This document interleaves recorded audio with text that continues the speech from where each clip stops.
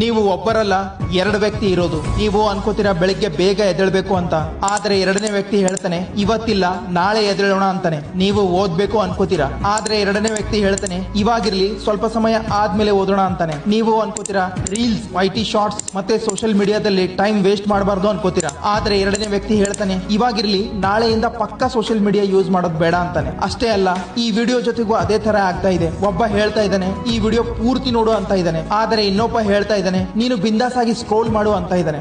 ಈ ವಿಡಿಯೋ ನಿಮ್ಮಲ್ಲಿರುವ ಆ ಎರಡು ವ್ಯಕ್ತಿಗಳನ್ನ ಒಂದು ಆಗಿ ಮಾಡುತ್ತೆ. 21 ದಿನ ಈ ಎರಡು ವ್ಯಕ್ತಿಗಳನ್ನ ತಿದ್ದುವ ಕೆಲಸ ಮಾಡೋಣ. ಆಗ ಇದು ಇದರ ಮಾತು ಕೇಳುತ್ತೆ, ಮತ್ತೆ ಇದು ಇದರ ಮಾತು ಕೇಳುತ್ತೆ. ಯಾವಾಗ ನಿಮ್ಮಲ್ಲಿರುವ ಈ ಎರಡು ವ್ಯಕ್ತಿಗಳ ಮಿಲನ ಆಗುತ್ತೆ, ಆಗ ಅವರು ಎರಡು ವ್ಯಕ್ತಿ ಅಲ್ಲ, ಬದಲಾಗಿ ಒಬ್ಬನೇ ಆಗಿರ್ತಾನೆ. ಆ ಒಬ್ಬ ವ್ಯಕ್ತಿ ಬೇರೆ ಯಾರು ಅಲ್ಲ, ನೀವು ಒಬ್ಬರೇ ಆಗಿರ್ತೀರಾ. ಈ ಎರಡು ಜನ ಬೇರೆ ಯಾರು ಅಲ್ಲ, ನಿಮ್ಮಲ್ಲಿರುವ ಮನಸ್ಸು ಅಥವಾ ಮೈಂಡ್ ಆಗಿರ್ಬೋದು, ನಿಮ್ಮ ಕಾನ್ಸಿಯಸ್ ಅಥವಾ ಸಬ್ ಕಾನ್ಸಿಯಸ್ ಮೈಂಡ್ ಆಗಿರ್ಬೋದು.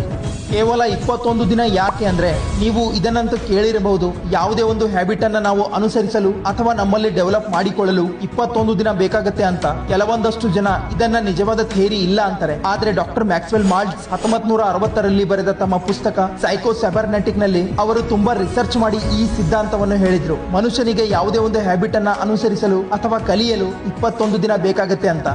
ಅದೇ ತರ 2023ರ 10 ತಿಂಗಳು ಕಳೆದು ಹೋದವು. ನೀವು ಕೂಡ ವರ್ಷದ ಪ್ರಾರಂಭದಲ್ಲಿ ಸಾಕಷ್ಟು ಗೋಲ್ಗಳನ್ನ ರೆಡಿ ಮಾಡ್ಕೊಂಡಿದ್ರಿ. ಬೆಳಿಗ್ಗೆ ಬೇಗ ಎದ್ದೇಳೋಣ, ಜಿಮ್ ಹೋಗೋಣ, ಹೊಸ ಹೊಸ ಸ್ಕಿಲ್ಸ್ ಕಲಿಯೋಣ, ಅದನ್ನ ಮಾಡೋಣ, ಇದನ್ನ ಮಾಡೋಣ. ಇದೇ ತರ ಅದೆಷ್ಟೋ ಸಲ ಮೊದಲು ಕೂಡ ನೀವು ಸಾಕಷ್ಟು ಪ್ಲಾನ್ ಗಳನ್ನ ಮಾಡ್ಕೊಂಡಿದ್ರಿ. ಆದ್ರೆ ನಾನ್ ನಿಮ್ಮೆಲ್ಲರಿಗೂ ಒಂದು ಪ್ರಶ್ನೆ ಕೇಳ್ತೀನಿ, ಈಗ ನೀವು ಅದನ್ನ ಮಾಡ್ತಾ ಇದ್ದೀರಾ? ನೀವು ಪ್ಲಾನ್ ಮಾಡಿರೋದು? ಮ್ಯಾಕ್ಸಿಮಮ್ ಜನರ ಉತ್ತರ ಇರುತ್ತೆ ನೋ.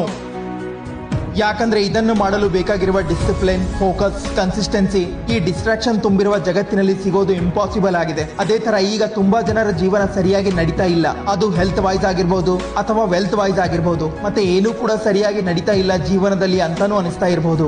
ಈಗ ನಿಮ್ಮ ಜೀವನ ಅದು ಹೇಗೆ ನಡೀತಾ ಇರಲಿ, ಆದರೆ ಈಗ ಸಮಯ ಬಂದಿದೆ ನಿಮ್ಮನ್ನ ನೀವು ರೀಕ್ರಿಯೇಟ್ ಮಾಡೋದು, ನಿಮ್ಮ ಜೀವನದ ಮಾಂಕ್ ಮೋಡ್ ಆನ್ ಮಾಡೋದು. ಹಾಗಿದ್ರೆ ಈ ಮಾಂಕ್ ಮೋಡ್ ಅಂದ್ರೆ ಏನು? ಮಾಂಕ್ ಅಂದ್ರೆ ಒಬ್ಬ ಸನ್ಯಾಸಿ. ನೋಡಿ ಯಾವ ತರ ಒಬ್ಬ ಸನ್ಯಾಸಿ ಎಲ್ಲವನ್ನು ತ್ಯಾಗ ಮಾಡ್ತಾನೆ. ಅದು ಸಂಪತ್ತು ಆಗಿರ್ಬೋದು, ಮಾಯ, ಮೋಹ, ಸುಖ, ದುಃಖ, ಭೋಗ, ಐಶ್ವರ್ಯ ಇವುಗಳನ್ನ ಬಿಟ್ಟು ತನ್ನ ಪೂರ್ತಿ ಧ್ಯಾನ ಭಗವಂತನ ಧ್ಯಾನದಲ್ಲಿ ಹಾಕ್ತಾನೆ. ಅದೇ ತರ ನೀವು ಕೂಡ ನಿಮ್ಮ ಜೀವನದಲ್ಲಿ ಎಲ್ಲಾ ಡಿಸ್ಟ್ರಾಕ್ಷನ್ಸ್ ಗಳನ್ನ ತೊರೆದು ಡಿಸಿಪ್ಲಿನ್ ನಿಂದ ಒಂದು ರೂಟೀನ್ ಅನ್ನ ಫಾಲೋ ಮಾಡಬೇಕು. ನೀವು ಇದನ್ನ ಕಡಿಮೆ ಅಂದ್ರೆ 21 ದಿನ ಮಾಡಿ, ಜಾಸ್ತಿ ಅಂದ್ರೆ 6 ತಿಂಗಳು ಫಾಲೋ ಮಾಡಿ. ಹಾಗಿದ್ರೆ ಪ್ರಶ್ನೆ ಇರೋದು, ಮಾಂಕ್ ಮೋಡ್ ನಲ್ಲಿ ಏನ್ ಮಾಡ್ಬೇಕು ಅಂದ್ರೆ, ಮಾಂಕ್ ಮೋಡ್ ನಲ್ಲಿ ಕೆಲವೊಂದು ಕಠೋರ ಮತ್ತೆ ಕೆಲವೊಂದು ಸರಳ ನಿಯಮದ ಪಾಲನೆ ಮಾಡಬೇಕಾಗತ್ತೆ. ಒಂದ್ ವೇಳೆ ನೀವು ಈ ನಿಯಮದ ಪಾಲನೆ ಮಾಡಿದ್ರೆ ನಿಮ್ಮ ಜೀವನದಲ್ಲಿ ಎಂತಹ ಬದಲಾವಣೆ ಆಗುತ್ತೆ ಅನ್ನೋದನ್ನ ನೋಡಿ ನೀವೇ ಆಶ್ಚರ್ಯ ಪಡ್ತೀರಾ.